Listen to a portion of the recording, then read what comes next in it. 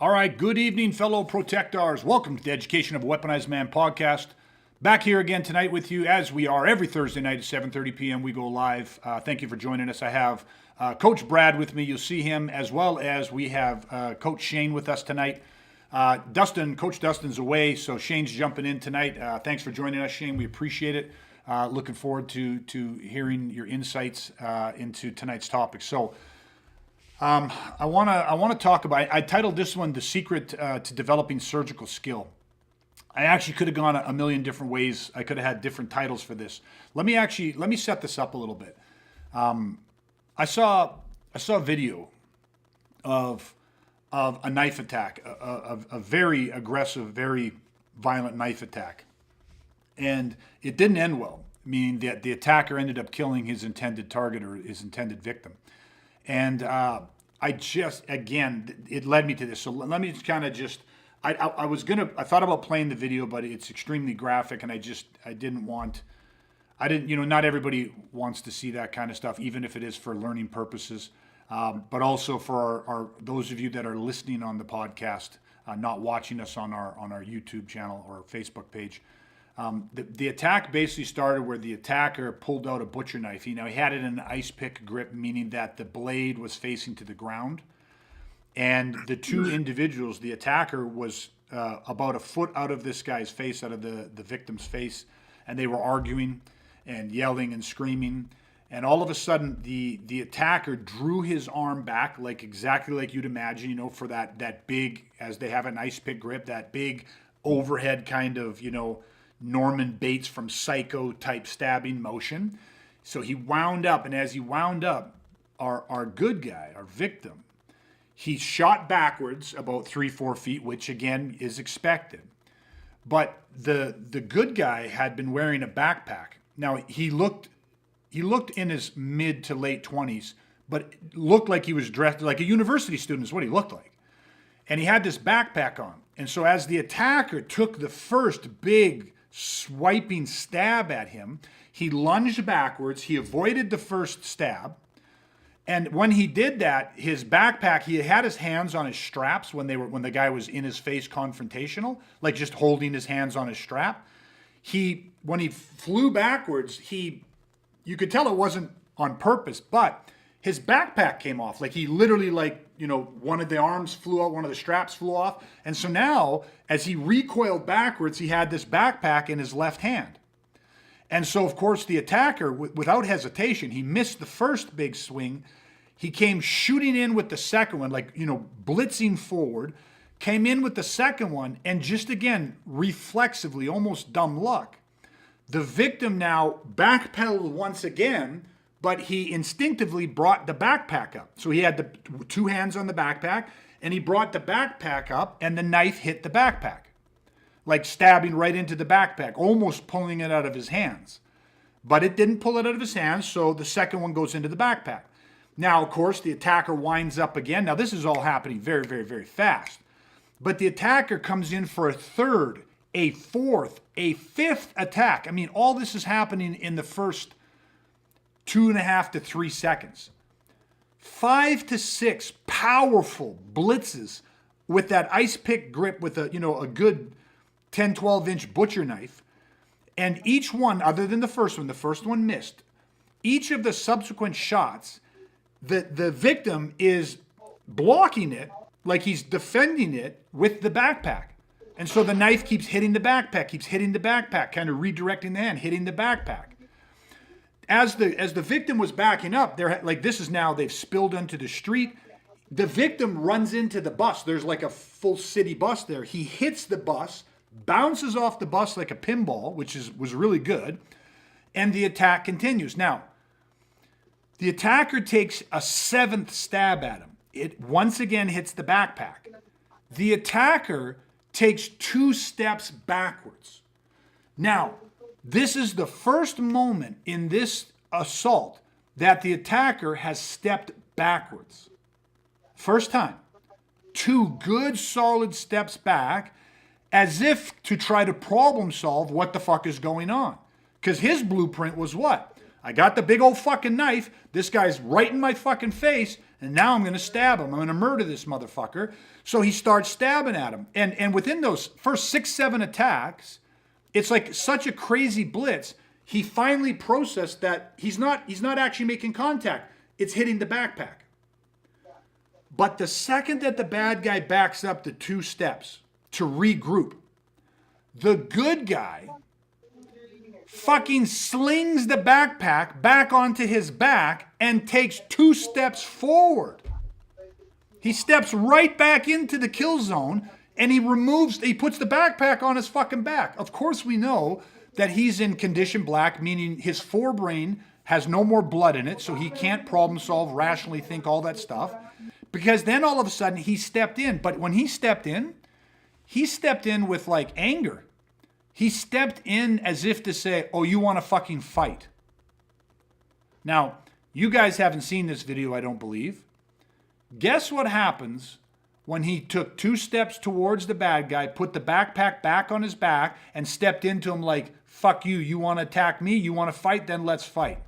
Well, now the 8th shot comes out. And guess what the 8th shot does? Fucking penetrates straight into his fucking neck. Right? And then a 9th, 10th, 11th, 12th, 13th, 14th, 15th, 16th shot comes out.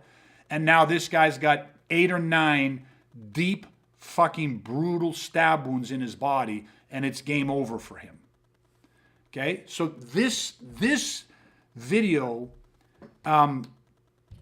again, just got me thinking about like, hey, we need to talk about this. And so I titled this episode, The Secret to Developing Surgical Skill. I want to break this down for you, okay? So I shared this story. Attacker with the knife, attacks, good guy, viscerally pulls off this backpack, this university student, deflects 7 shots with his backpack. Bad guy steps back, bewildered. Good guy subconsciously puts the backpack on his back, steps forward now to fight this guy. And all of a sudden, subsequent 7, 8 more shots, 9 more shots, and the guy loses his life. We're going to talk about how you actually develop surgical skill, what that actually fucking means, and what lessons we can pull from this type of lesson. So I'm going to cut to my intro. We're going to be back in a few seconds. Please stick with us. There's a lot to unpack from this, and this shit is happening more and more. We just had a father and son stabbed on Family Day at West Edmonton Mall. We had a security guard that was murdered a few days back after a fight in a downtown parkade here in Edmonton. Shit is out of control, and it's time we got to fucking start talking about the realities of training. So I'm going to cut to the intro, back in a few seconds with Coach Shane, Coach Brad, and we're gonna unpack this stuff. Hang with us, everybody. Every day I hear more stories of good people being brutally assaulted and murdered by some individual who has a repeat history of violent offenses, drug addiction, and mental health issues, who is free to walk the streets in the same city where I live, work, and where I am raising my 2 daughters. Well, I'm tired of screaming at the TV, and enough is enough. Call to the threats against our way of life. Well, today, that threat is right outside the places we work, and even outside of our children's schools. My new mission is to create and train a group of men that believe in the right to life and value the freedom a man has to protect his life, his family, and his property. I'm Greg LeBoeuf. Welcome to the Education of a Weaponized Man podcast. All right, everybody, okay, we're back. So, all right, we're going to dive into this. We're going to unpack some stuff. I just want to say, hey, I saw your comment there. Filthy French Fry. Jamie, how's it going, brother? It was great meeting you tonight. I can't wait to start with you as well. So shout out to you. Another good man that's, wanting to help weaponize and become that life-saving force in a dark, critical moment. And I can't wait to start working with you as well. So, okay, guys, we're jumping into this. Just give me your guys' visceral thoughts off the story that I shared before we cut to the intro here. Yeah, there's, a lot of where my head went, because I obviously visioning kind of the story and how it's being painted in my head, is I just went to like a reference point. Like what reference point did the victim have in the whole situation, right? Obviously there was an assault, and obviously then the backpack became part of what happened to be a defense for him. But then when the other individual backed up, it was like, what's the closest reference point that I have for this? And it wasn't a knife assault. Do you know what I mean? Like it wasn't like what he just experienced. It seems like that wasn't the reference point that he had. The reference point was, oh, I got to fight this guy. and it's almost like that doesn't matter what just happened. You know, maybe that's not gonna. I could prevent that this time. Mm-hmm. You know, so again, it was just the like what, you know, where what's their jump off point? You know, essentially they have a huge opportunity to egress. Again, I haven't seen the video, but based on what you said, stepping back, 100% he did. Yeah, you know what I mean. So it's like some guy just tried to murder you. He didn't try to fight you. Yeah. You know, but his reference point and his ideal was that he was in a fight. Yeah. Yeah. See, I think, Shane, do you have something you want to throw down range in this real quick? The first thing that kind of came to my mind is like he viscerally ended up putting that backpack in front of him. Yeah. But at the same time, it's almost like, you know, it was, what's that saying you always say? It's just like, it just happenstance kind of thing. It's, you know, just by chance that happened. But, you know, that could have been something that he could have utilized and used and weaponized, and that could have saved his life, right? It was like him pulling the backpack off was accidental, if not incidental, in that sense, right? That's it. Like it came off naturally, and then he put it in front of him. I mean, again, viscerally, you know, when we are startled, flinched, you're going to push away from danger. He happened to have the backpack in his hand, and he pushed away from danger. So that's the recruitment of your innate survival system, push away from danger. He was falling backwards, losing balance, but pushed away from danger, bilateral symmetry, all that stuff. And the backpack got in the way, and the backpack saved his life. And then it's like his balance recovered a little bit. Even after he hit the bus and kind of spun off, his balance recovered. But then just as viscerally as the backpack came off, the backpack went back on. Right, and that's what he was used to. It's like, well, what do I do? I got to fight this guy. What do I do with this stupid backpack? And the backpack, you know, subconsciously went right back on his back, and he went. You know, we always talk about be careful what you practice because you just might get good at the wrong fucking thing. And so he was used to putting the backpack on, right? So I want to tie this in because I titled this, you know, The Secret to Developing Surgical Skills. So I want to make the direct correlation to why I called it this, because here's the thing. I saw this, okay? And then almost simultaneously, I got sent a video by one of my clients, right? And he lives out of town, and he's recently been traveling. And so wherever he's traveling, he's all over the world. And wherever he's traveling, he'll stop in and he'll look around and see if he can find some sort of supplemental training, right? So say, you know, like, it might be like, oh, there's a really good, you know, jiu-jitsu club here, and I'm going to go see these guys, or really good whatever. And so he found a club that he went and did some private lessons, and he always pays for private lessons with the instructor. And so what happens is they went through a knife defense program and stuff, right? So he sent me a copy of this program. He said, hey, can you tell me what you think of this? And so I looked at the program, and the instructor is very reputable, very well known, very famous martial arts instructor, okay? Been doing it for many, many years. And so I looked at this program.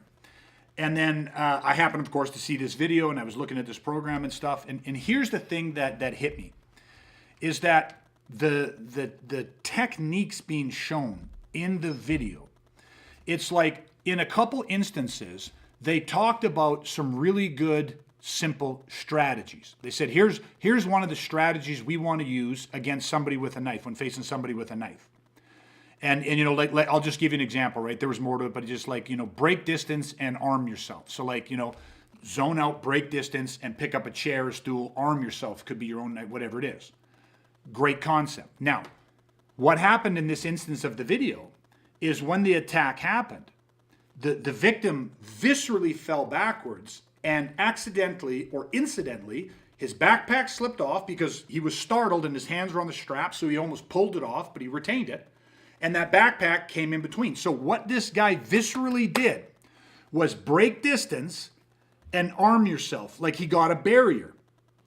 So exactly what this reputable, world-class martial art instructor was talking about, this guy did it. And he did it fucking almost accidentally. He did it almost in spite of himself. He just did it viscerally, reflexively, which shows what?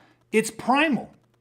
So he did this. Now, the length of time in that instructional video series that the instructor spent on that was as long as it took him to say it.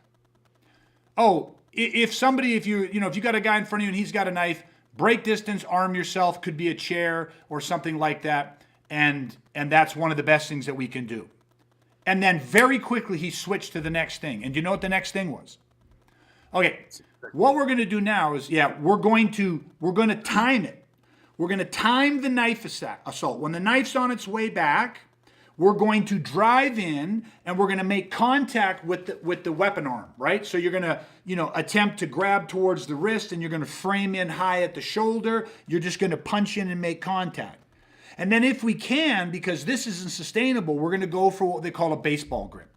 So one of the strategies they'll teach in knife defense is called a baseball grip. When you get inside, you grab hold of the person's wrist and forearm, kind of like a baseball, like you're choking up on a baseball bat. You get a hold of it, you use your whole head, your shoulder, your body as leverage, so you're controlling the knife limb and you're using leverage in and you're trying to control this fucking guy. If the guy's bigger and stronger, like he was in that video, here's the thing, and I don't even want to get into the merits of the technique and blah, blah, blah.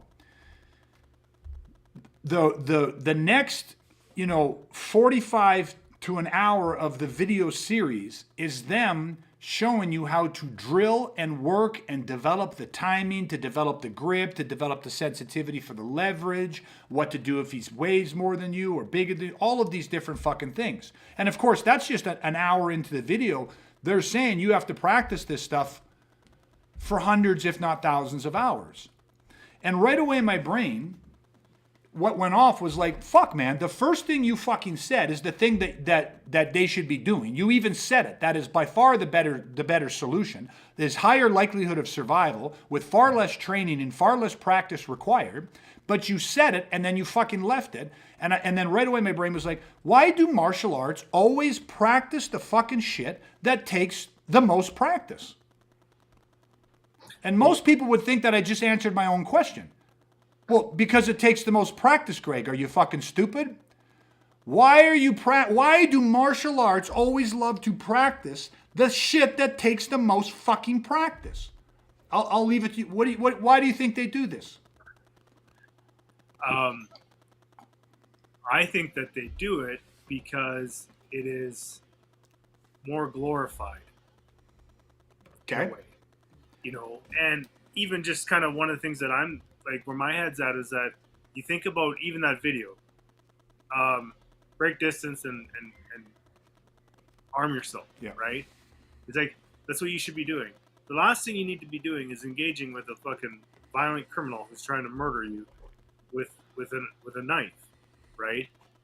They're showing you things that they believe that it's like, okay, if you have no other options, right? This is the only thing that you can't egress, you can't get out of there, you can't break distance, you can't armor up, you can't do any. There's no other option. This is the only option that you have. This is what you need to do. And it's funny because it's like, well, you're focusing on the element where it's like there's no other options. Now, should you have a part of your strategies if there's no other option? Sure. But it's like, but that shouldn't be where your start point is. That shouldn't be where your focus is. It should be on like, hey, listen, like, break distance. Get a weapon yourself, but don't get a weapon and be like, now I'm going to come in and attack you. It's like there's no survival value in focusing on that solely. Like it's again, it's, I don't know. For me, with edged weapons, I think that what is missed is the reality of actually owning the problem. Yeah. And when you take that and you make it real, it's like, oh fuck, like it should scare the fuck out of you. Especially like the video that you talked about. This guy was getting murdered.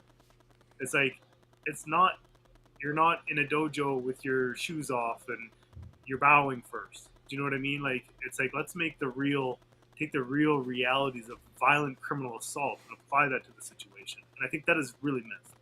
Yeah, 100%. Well said and all. Like, I wrote down some notes of what you're saying because I want to address it, but I want to let Shane, if you have anything fired. I had a little bit of a rant this time. Yeah, it's good. I appreciate that. I like someone else going off. And what you said was great.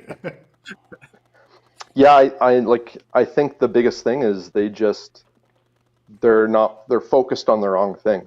They're not actually seeing the problem for what it really is. And they're seeing the knife as the problem, and it's not the knife. Right? Like the knife, it's just a knife. So like the problem is the energy that's in front of you and what's coming at you kind of thing, right? Like the person wielding it, but it's that intent and that violence that they just don't understand. And so when you understand that situation where you know it's gonna lead to your murder, like if you can't do something about this, you can die. Yeah. And they don't understand that, so it's like, well, of course we can be fancy and shit with whatever techniques and stuff, and we can disarm and do all this stuff, but that's not the most survivable thing that you can do in that moment, right? Yeah. So okay, perfect. I love what you said, and you really started setting this stuff up, Brad. So I'm gonna shotgun a few points out so that then we can unpack them together. But the one word that I would change, Brad, you said that they almost glorify the complexity of it, and I agree with that. I would use a slightly different word, but the root of this is that what happens is the harder and steeper the learning curve, right? The fewer people that can actually learn something to be successful, but that actually becomes the short-term goal of most martial arts. Because what we feel like is like we as human beings love to make things far more complex. That's typically the way our brain goes. Our brain complicates things. And you know, like, I mean, simple things are often very hard for people to do. We want it, like, I thought there was more than this. I thought, you know, that's it. That's all I do with this. Like, we actually like to make things complex.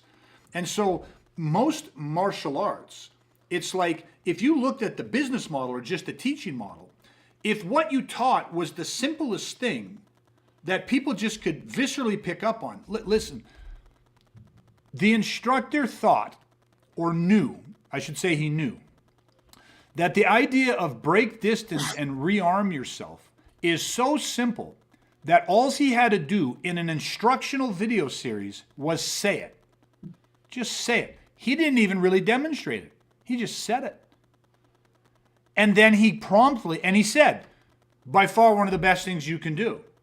And then he left it.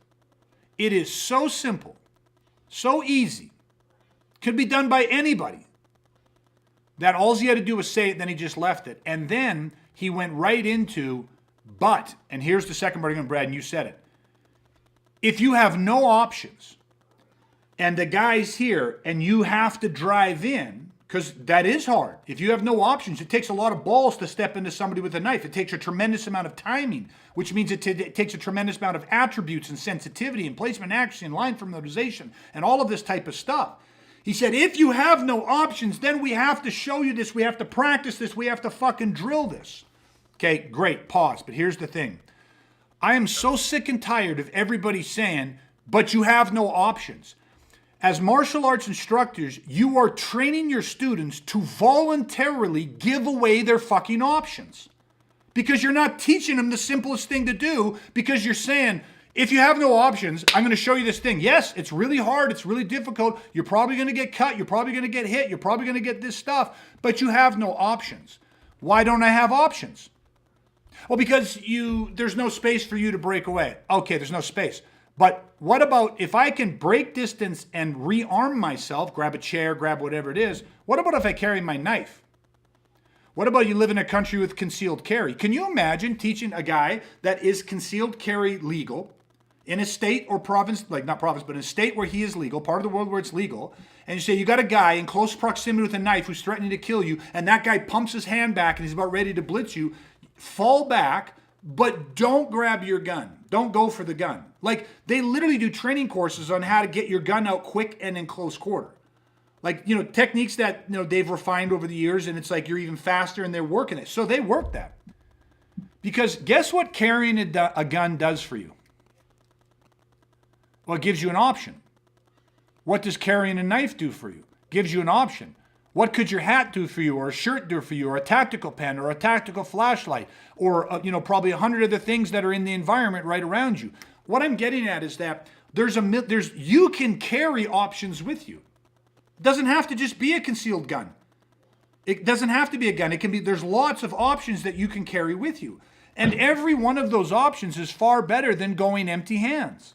So if you're going to say, if someone's going to stand in front of you and say, okay, but we're talking about if you have no option. Why do I have no option? Was I stupid and ignorant and I left my knife at home that day?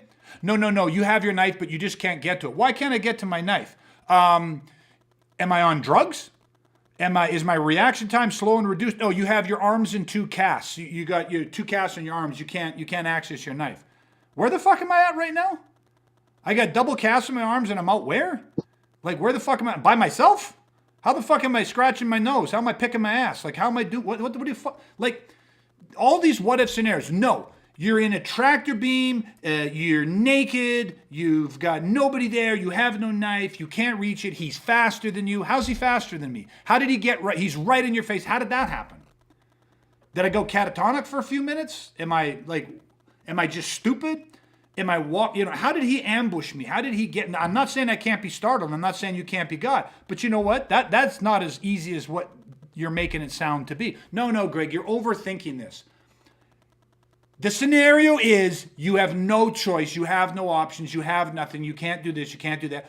So why are we okay taking away options all the time? Nope, can't do that. Nope, can't. Why aren't we so easy to give options? Do you see that? Do you see that girl? You guys see that video of that girl? She's about 5'1". She maybe weighs 110 pounds. She has no martial art training, and she goes around asking guys to put her in a choke, telling her I know I can counter any choke. I don't care how big you are, strong you are. And guys are like, what are you talking about? Yeah, I'll give you $100 if you can choke me out. Oh, whatever, whatever, all that kind of stuff. And she goes, go ahead. Like, in what? I can just start in the choke? She goes, yeah. What are you going to try to grab my balls or something? No, I'm not going to do any of that. I'm just going to show you a counter to the choke. And they're all like, what? No, bullshit. And she goes, yeah. She just stands there. And so these guys put her in a rear naked choke. And they're like, and she's like, she's like, are you ready? Yeah, okay, go ahead, choke me, whatever you want. And these guys are, what? And so these guys start to kind of slowly, but these guys start to try to choke her. And all of a sudden these guys are all fucking pulling, and jumping away from her. And then everyone's like, what the fuck? What is this, some sort of like chi thing? You touch her and she's like an electric eel, you get shocked. Then the camera backs out a bit because the camera was tight to her. They back out, and every time they wrap her up, she has a lighter in her hand. And so when they wrap her the choke, she turns the lighter on and she fucking burns their arm. And they let go instantaneously. And it's a joke. It's a goof video, right? But every single guy that she does it to, the second the lighter starts burning a hole through his arm, what does he do? Let's go. So what did she do for herself? Instead of voluntarily giving away, no, you don't have your lighter. Try it without your lighter. But I do have my lighter. I got an idea. How about you now have to get my lighter away from me? And as they rush in to grab the lighter, the other hand, she's got a knife. And so when they go to grab her hand, go ahead. You can start by trying to get my lighter out of my hand. And so now they start with a grip on her hand thinking, I'm going to get the lighter. And then she stabs him. Do you get what I mean? It's like, we always peel away options. You don't have this, you don't have this, you don't have this. Why don't we actually teach people in practice, you have this, you have this, you have this, you have this? Why do I carry a tack light all the time? Why do I typically have a tactical light, a tactical pen, a tack knife, a delta dart? All legal stuff to carry, right? All legal stuff to carry, a hat, all kinds of different things, right? Credit card knives, dog tag knives, the list goes on. Where it's like, I do these things, why do I have my car the way it's car? Why do I have my room? Why do I have my house set up the way it's set up? Why is my garage set up? Why is my hot tub set up the way it's set? Set up to give myself fucking options. I'm sorry I didn't get the rule book where they say, please, Greg, stop giving yourself options for if and when you find yourself in a deadly force confrontation. We prefer that you have no options and that you have to prove to us that you've worked the highly complex, super intricate skills that take many, many years to develop that only a few people will ever actually be able to functionally do. That should be your pursuit grade. Why? Because that's some sort of higher badge of honor. That's what a black belt means. A black belt means that you have achieved the pinnacle of something, the complexity of something you have done what only 1% of the people can do. Less than 1% of all people that start any type of martial art ever become a black belt. Well, that's a horrible, horrible billboard for self-defense. Horrible billboard for self-defense. And then, of course, people say, well, you don't need to be a black belt to defend yourself. But why is there black belt? Because there's higher level shit. Like, your best shit should be the simplest shit. Sorry, there's my rant. Brad, you go on another rant. Then we're going to balance this Yeah, shit no, out. you know what? We say it all the time. Be careful what you get good. Be careful what you do. You just might get good at it. Be careful what you train. You just might get good at it. And it's like when you say you have no option, you have no option, you have no option, and it's like this is what you have to train because this is what's going to save you. You're going to get good at that. Yeah, you're going to work that video. You're going to do that video. You're going to train with that individual. You're going to get good at that. But you're taking off all these other options that in a critical moment are way more powerful than just crashing in and trying to time something that is, come on. Do you know what I mean? Like, so ridiculous that it's like, but that's all you know now. Because you took away all your other options of survival that have survival value. Yeah. You know, and I think like the one other thing that came in my head when you were setting it up is like this is just an intellectual exercise. Mm-hmm. When you tell people it's like, well, just break distance and armor up and then move on. Like that's an intellectual exercise. You're not painting the picture. You're not taking in any of the physiological changes under combat stress. You're not taking in, the fine or complex motor skills that are there or are not there in a moment of crisis. This is just talk, and it's not relevant to survival value or defending yourself against combat and violence at all. Yeah. So it's like you're going to get good at it, and it's like, well, is that the first thing that you want to come when there's so many other things that you put a fucking car in between you? Yeah. Well, in that video, he had the bus, he had traffic, he had tons of other people. There was trees, there was park benches, there was a million fucking things. When he backed up with that backpack, if he had kept the backpack in front of him, when that bad guy backed up the 2 steps going like he couldn't solve the problem, he caused a mental stall in him, he could have been gone. He would have been around a car, other side of the car, other side of the tree or whatever it was. And I'll tell you with 100% certainty and 100% belief, he'd still be alive today. The guy was done chasing him because his first 8 attacks were ineffective. He had neutralized his attacks, and he did it accidentally, if not incidentally. That's what he did. And yet he didn't do that. He threw the backpack back on, stepped forward because it was like, I have to fight this guy. Blueprints are fucking dangerous. They're subconscious blueprints. Your subconscious makes you, determines what you do. That's what determines your actions, not your conscious intellect. Idea of no plan survives contact, right? Everybody's got a plan till they get punched in the fucking mouth. And then everything goes out the window because you haven't viscerally trained it. And so here, I'll just throw this in and then I'm going to let you guys continue to go. You know what the surgical skill is? You know what the secret to surgical skill is? Stopping boredom. Prevent fucking boredom. People get fucking bored.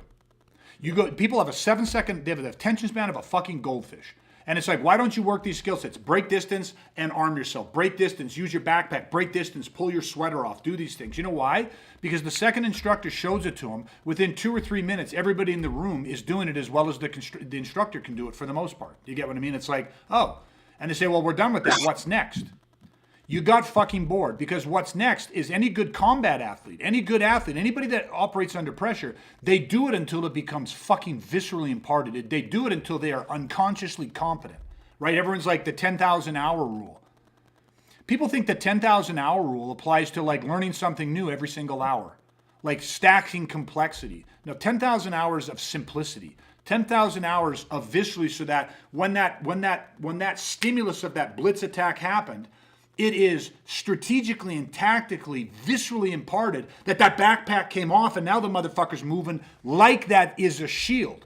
And he's moving from the backpack and he upgrades to a bench, a chair, to his knife, to a bottle, to whatever it is. He can literally, discard and reorientate, re-equip himself and moving through an environment, doing all this shit. And it's like, yeah, that is so fucking simple that all you need to do is to say it to somebody and they understand what you're talking about. But now the real work starts. You want to be trained like a martial artist, you want to be trained like a warrior. You want to train like fighters. Fighters work their jabs, they work simple basic tools over and over and over and over and over and over again until it's fucking part of their DNA. It's like it's as natural as walking or breathing is to them. They do it as part of the autonomic nervous system, literally fires that. That's what fucking killed. That's the secret to surgical skill. is getting a simple fucking skill that is so fucking easy, and you get it to operate as if it's part of your autonomic nervous system. You're not right. You're not in control of your heartbeat right now. The autonomic nervous system is. So when there's a stimulus, your body autonomically raises heart rate, blood pressure, respiratory. Well, you need to have the same thing. When there's a stimulus of a threat, your autonomic subconditioning training needs to viscerally kick in, and you need to do the simplest of fucking shit over and over. That's the goal. That's the short-term fucking goal. Right? Everybody should be able to do the shit. The lower the learning curve, the simpler the concept, the more people that can have success with it. But instructors are afraid their students will get bored, and bored students quit. And when you need to put food on the table, the last thing you're going to do is have them quit. I've done seminars and I demonstrate in a mocking manner intricate wrist locks to leg locks to all these different fucking goofy fucking things that yes, there is someone on this planet that is athletic enough, skilled enough, fast enough, talented enough that they can probably make that shit work. I'm not one of them. Most of my students are nowhere near them. Most people that I run to on the average, they're no one. Who is this person? Well, he's not us. We are not walking around. You're not George St. Pierre. Get your head out of the clouds. You're not him. Okay? And if you have aspirations to be as good as him, good for you. You're one of 1% of people that might ever be able to do that. So why are we, but again, fuck boredom. Do you want, like, that's what you're talking about, Brad. Do you want to fucking save your life or not? Do you get what's on the line or not? You know what? It makes me. I had a thought in my head come in where it was the worst thing that we could do for ourselves, or somebody could teach, or something for others, is to learn or teach somebody how to fight. Mm-hmm. Right? If you're talking about the realm of self-defense, which I know we don't like to use that word, but like. The worst thing you could do is learn how to fight, because that's not applicable. Not now. Not, and it's gone away. Like, I think that it has been long gone that just your ability to fight is going to give you a real good chance against violence. Yeah. I don't know. Maybe correct me if I'm wrong. Was it ever there when you're really talking about violence? But like, no, yeah.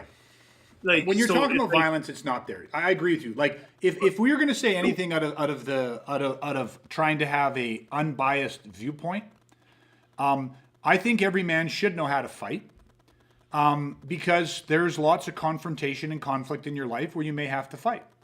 Okay, then you should learn how to fight. I think even a man learning how to fight is a very basic skill set.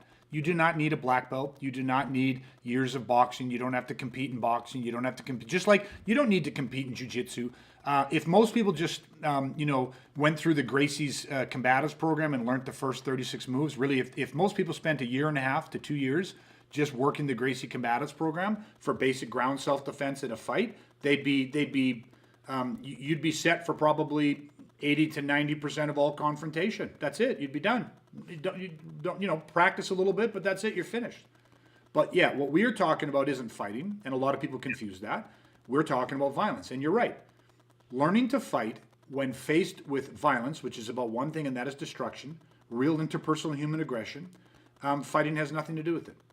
That's right. You want a fighting spirit, but fighting has nothing to do with it. It is one of the worst things that you could do for yourself, because that's everything that happens is they take away option, voluntarily give away all of your fucking options.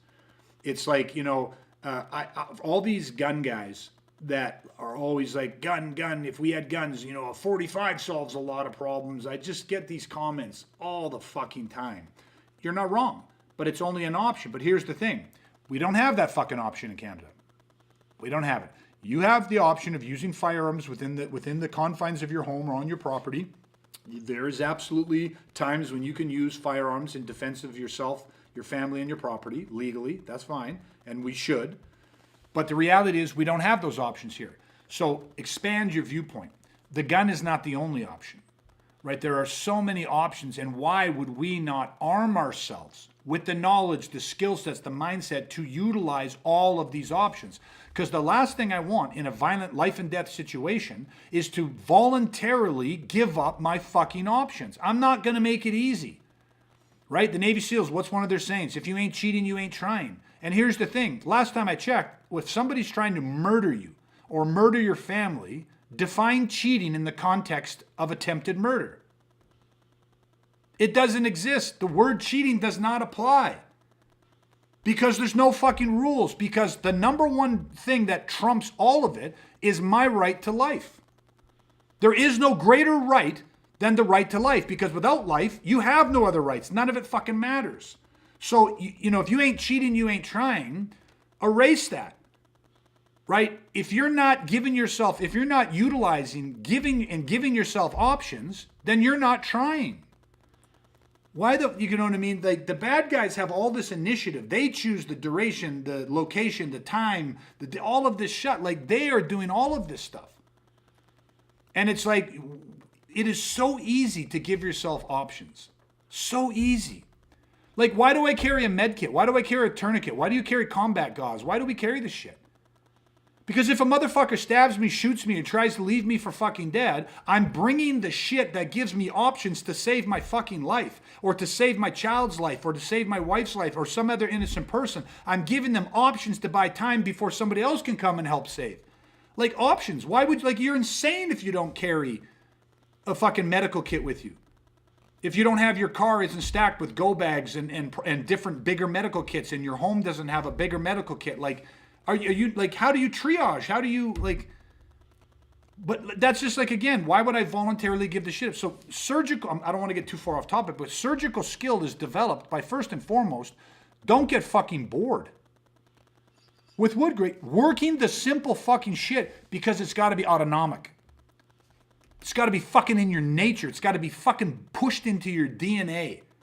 Like you sweat comes out. Like, you know, when pressure's on, the simple shit comes out. Like break distance and rearm yourself. Such a simple concept that anybody can do. Like really, virtually almost anybody can do it. And you can work with people to go, here's how this would work for you. But then you got to drill it, stimulus response. You got to pressure test it and cook it into them. That's the goals.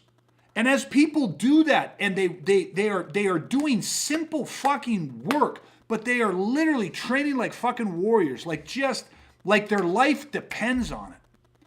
Do it again. Greg, I don't want to do this. I just did this. Do it again. Can you imagine this concept? Look at the hands of a tier 1 special operations guy. Look at his hands. And look at the calluses. And you know what those calluses are? From shooting not hundreds, not thousands, but hundreds of thousands, if not millions of fucking rounds. Why? Does it take that many rounds why do you have to do it that many rounds? And just fucking doing what? Shooting over and over and over and over and over. Yes, in different situations, but just shooting. Like over and over and over and over. Jump out of a plane, dive, do whatever it is. Over and over and over and over and over and over. Because shit's going to go wrong. But the one thing you're never going to hear of one of those guys is like, we did this yesterday. I don't know about the other guys, but I feel pretty good with this shit. Imagine what would happen if that attitude came out of somebody's mouth in one of those programs. You're done. You're out of there. Fuck. If I was his teammate, he'd be fucking done. Last person I'd want to train with is somebody. Don't ever tell me you're bored. Don't ever tell me you got it. I've been doing it for 30 years. I don't got it. Like you keep training every day. I wake up. I remember Tom and Paul, both like world class, training Navy SEAls. Those guys. I remember them looking at me. We're in a group of people, guys that are training, and I remember them looking at me and go, "Here's the difference between us and the rest of these guys. I never get sick of the basics. I never get bored of the basics." I remember Paul one time was teaching a real basic CQC, close quarter combat course, right? A bunch of new guys that these Italian military guys were in. They'd never seen this stuff before, so Paul's working with these guys. And we just finished training, like, you know, an 8-hour day, whatever it was. Everybody else was like, hey, guys, we got this group come in, whoever wants to stay. And people are like, what are you working with them, Paul? And Paul's like, oh, we're doing our entry to CQC, our close quarter, you know, combat stuff. And every single guy there is like, nah, man, I'm going to go get some. You know, I know that shit. I've seen that shit. Oh, the beginner stuff. Oh, that's where they're at. Okay, I'm out. I stayed. Tom stayed. Like, world-renowned guys stayed. He wasn't teaching. He was just, Paul was working with these guys. It was me and we stayed. We're like, we'll be training dummies. Can we stay? He goes, yeah, you can stay. Up there, there's Paul lecturing. There's me and Tom, front fucking row. Sitting front row. The Italian guys are off doing whatever. We're sitting right there. I'm hanging off every word like it's the first time I've ever heard this shit. And that's when Tom's like, this is the difference with us. You know what I mean? Like, Paul's the same way. If he has Dan's teaching or whatever, it's like fucking there. Like, I just want this shit. Why? Because that's the tools you live and die by. This is the most basic and simplest of fucking work. And the second that you get this shit bores you, the second that you start going, I know this shit, I'm great at this stuff, I'm good at that shit, like you think there's not another layer to peel back, that you can't more deeply, viscerally impart this to yourself, you're in trouble. I think, I don't know, like that's the mission, right? A thought that came to me is that just because something is simple doesn't mean it's easy. Mm-hmm. And it also doesn't mean that there isn't depth to it. Because like, how many times have we gone over and done the same stuff in training, but it's like we're always finding new things to improve on these very simple things that we're doing. And it just like comes down like that saying, you don't rise to the occasion, you fall to your level of training. Yeah. And it's like you have to do these things over and over and over again because there's so much depth to it. Even just managing distance and grabbing a weapon, it's like you're not always going to have a backpack. So you got to train to take advantage of whatever is in your environment, right? Yeah. There's going to be ice on the ground, you know, like who knows what's going to be there, but you have to continuously train that and train it until it becomes just that automatic thing, thought process, right? Yeah. And I don't know, I'm not 100% there yet, and I don't think I'll ever get there, right? But it's like, I love the training, and it's just, I got to keep training it because the simple things have the most survivable value, right? So. Yeah, that's a foundation that you build on. And look at just last Sunday in our inner circle group, right? My inner circle group is a core group of guys that have been with me, from guys like Brad and Dustin, 25 years. Shane's, I think the lowest, we get a couple guys that are 7-8 years, but most guys are 15 years plus. And one of our simple core concepts that you learned from the fucking very first day, we were breaking it down again and working it on Sunday. And we've been doing this for the last number of weeks. And one of the things we always focus on is that the problem always changes. These motherfuckers out there, man, they're bigger. They get bigger. They get stronger. They're more determined. They're using new equipment. They're doing stuff. It demands that shit has to be tweaked constantly. I mean, and again, look at these concepts. Take an F1, a Formula One car. Take a NASCAR. Take a high performance vehicle like that, and imagine that they drive that fucking thing and they win. They get the checkered flag, right? Imagine them going back to the garage and going, fuck it, put it on the trailer. That motherfucker's tight. We don't need to touch that fucking thing. Like that, we just won the fucking race. Don't touch the fucking car. The setup's perfect. No, they change it all the fucking time. The driver can change. His feelings can change. The track changes. The weather conditions changes. The air temperature fucking changes. Like, there are so many goddamn fucking variables. The track, the camber on the vehicle needs to be set up different. Like, there is a science to these things. They don't rebuild the car for every race. They are constantly tweaking and engineering and refining that vehicle, because that's the shit that the driver is going to live and die by the performance of that fucking vehicle, and they will win or lose races by the performance of that vehicle. And I'm really just hammering this home. But what is surgical skill? If you are genuinely sitting there going, listen, this world is fucked up right now, right? What's coming? I don't know. We don't have a crystal fucking ball. But just look back. The best indicator of future behavior is past behavior. Let's look back in history. Shit fucks up. Shit goes wrong. Societies come and societies fall, right? There's going to be bad times ahead of us. There's going to be great times ahead of us. How that all plans out, when and why, I don't fucking know. But something is, things are already happening. We talked about a father's son being murdered at West Edmonton Mall fucking on Family Day. A security guard being killed. Like, I mean, it's every fucking day this shit is happening. So it's like, if these good men are going, fuck it, you know what I want? I don't give a fuck about fighting. I'm not looking to get in a fucking fight. I want to just live my life. But I'll tell you what, if shit finds me, the type of shit that's coming my way ain't no fucking mixed martial art fight. It ain't no kickboxing match. They just get viscerally the type of shit. Those men aren't fucking bored. What they want, they won't get bored. What they want is they want someone to show them what's the fucking mindset. What do we need to know? What do we need to understand? And how do I have to fucking train? Tell me what to do. Let's punch in and get to work. You tell me I got to do this 100 fucking times, I'll do it 100 times. You want to do 1,000 times, I'll do it 1,000 times. It's like I'm going to do it until, because I'm not teaching you what to do. I'm shaping your fucking body. We're conditioning the reflexes. We're literally rewiring your programming so that when a stimulus appears, there is the most ruthless, brutally efficient, violent motherfucker on the other side of that who responds instinctively, intuitively. That's what we need. So what's that process look like? That process, to me, I don't know. I'm just sitting there, but I mean, that sounds like fucking fun. Like, because it's like, that's the benefit of it. Like, yeah, like, that's what I want to do, man. I'm circling around to where I'll probably wrap this up. I fucking hate filler. I fucking hate filler. And filler is everywhere. It's fucking horrible. People are getting sick and tired of having filler put in our foods, right? You know, just they're putting all this fucking shit in there that's not good for us, whatever it is and stuff, right? But in martial arts, in self-defense and all this shit, it's just filled with fucking filler. You know, things that are like complexity is something to be chased and desired. And in certain aspects, go for it. When it comes to actually understanding, studying violence and weaponizing, filler kills you. We don't need fucking... Grown-ass men don't need to be taught how to bow. They don't need to bow to a sign. They don't need to be taught how to tie belts on uniforms. They don't need to be taught respect and manners. And there's benefits to it all. The military makes you, you know, there's discipline in those things. But at the end of the day, if you got somebody, if one of my family members, and I knew that in the next week or in the next month, they were going to face their righteous fight, some fucking monster or monsters were coming to try to make the last few seconds and moments of their lives a complete and total fucking nightmare. And I was tasked with needing to try to prepare them to prevent this from happening.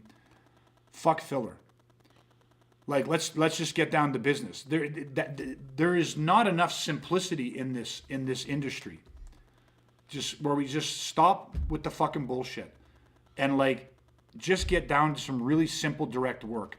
Really develop what I consider to be surgical skill, because surgical skill to me is just functional skill. If you can put the fucking puck in the net, I don't care what it fucking looks like. You know what I mean? You can teach that. It ain't pretty, but it fucking works. It's a different way of thinking. And the world isn't set up that way right now, right? The world is set up for instantaneous gratification.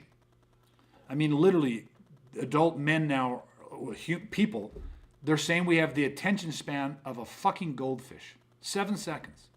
How do you train someone with the attention span of 7 seconds? You have to dangle a brand new shiny object in front of him every 7 seconds to keep his attention. But this could lead us into a whole other conversation of like, what is it to be a man? You know what I mean? Like, I don't know.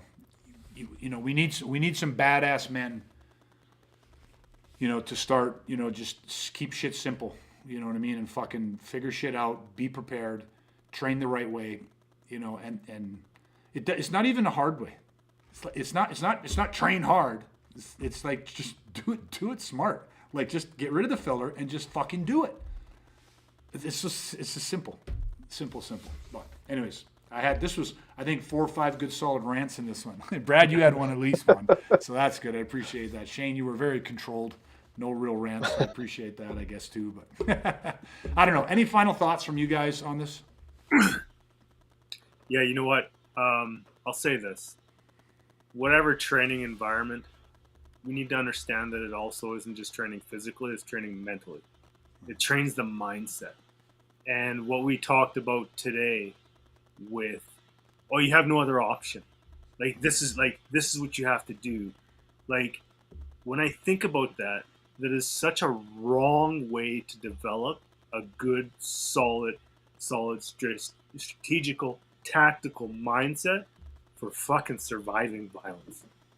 You know, it's like, no, like, because if we condition this is not an option. You can't do this. You can't do this. You can't do this. You can't do any of this stuff.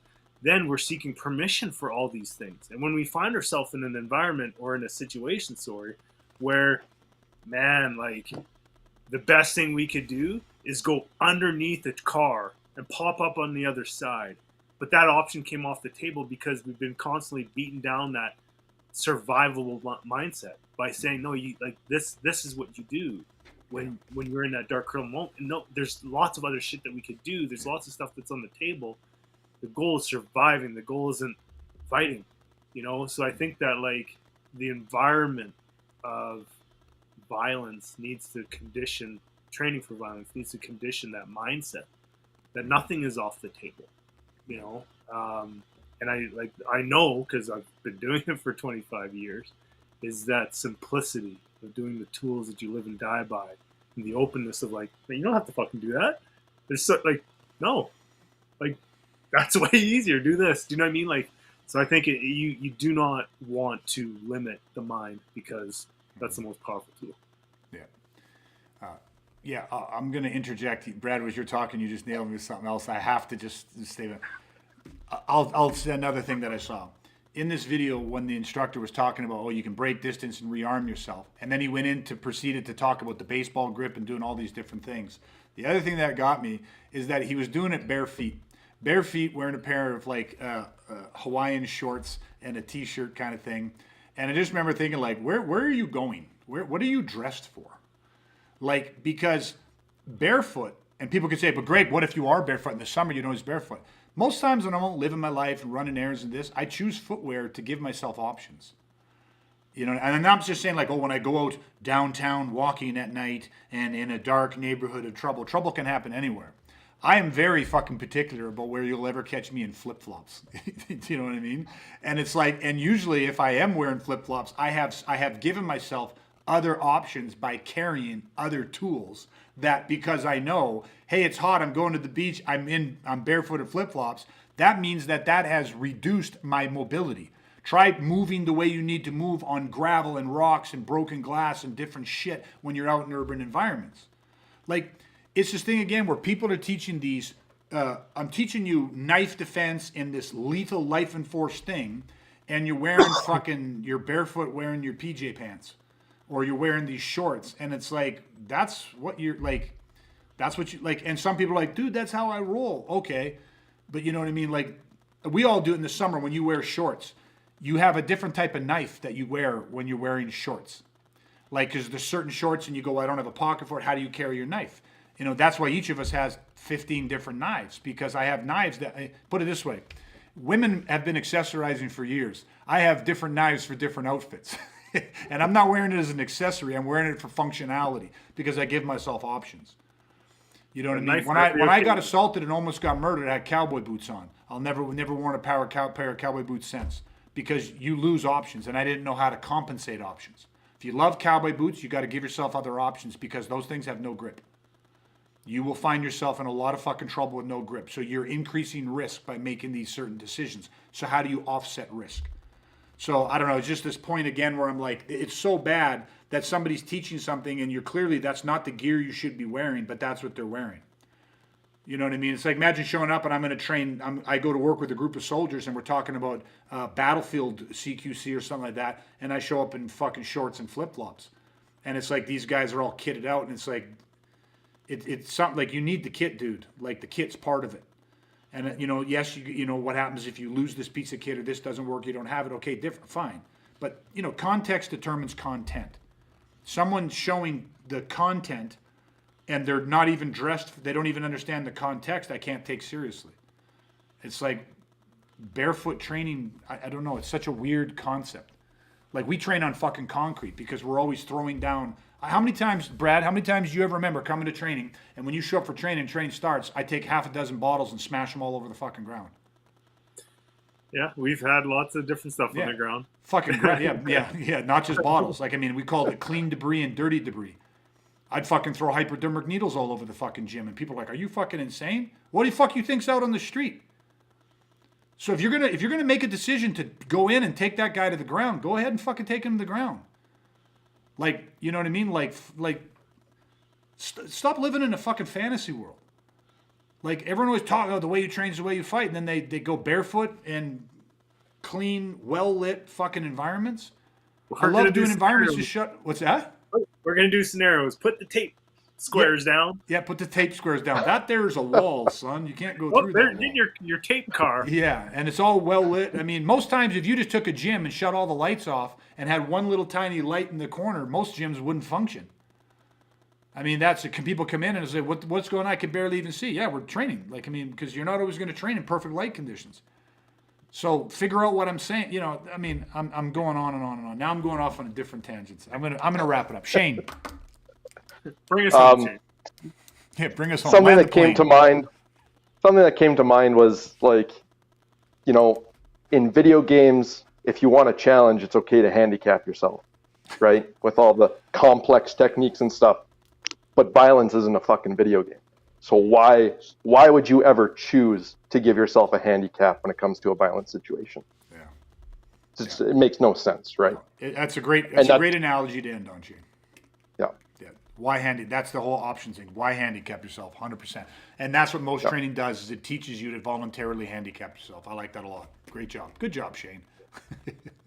Okay. All right. I'm not even going to ask if there's anything more. We're going to wrap it up. We're already at an hour. Hey, thanks, Shane, for jumping in. Coach Dustin was away. We appreciate it.